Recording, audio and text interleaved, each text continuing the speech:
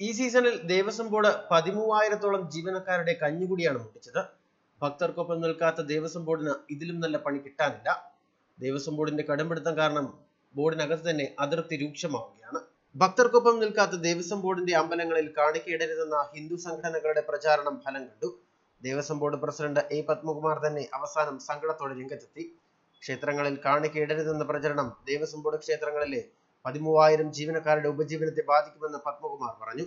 ഇത്തരം പ്രചാരണങ്ങൾ ശബരിമലയെ തകർത്ത് സ്വകാര്യ ക്ഷേത്രങ്ങളെ വളർത്താനാണെന്നും പത്മകുമാർ കുറ്റപ്പെടുത്തിയിരുന്നു. എത്രമാത്രം ദോഷമാണ് ഈ പ്രചാരണം നടത്തുന്നവർ ചെയ്യുന്നതെന്ന് ആലോചിക്കണം. 13,000 ദേവസ്വം ബോർഡ് ജീവനക്കാരിൽ മറ്റു വിഭാഗക്കാരില്ല, ഹിന്ദുക്കൾ തന്നെയാണ്. അവരുടെ കഞ്ഞുകുടി മുട്ടിച്ചേ പറ്റൂവെന്നാണ് ചില ആളുകളുടെ വാദഗതിയെന്നും പത്മകുമാർ പറഞ്ഞു.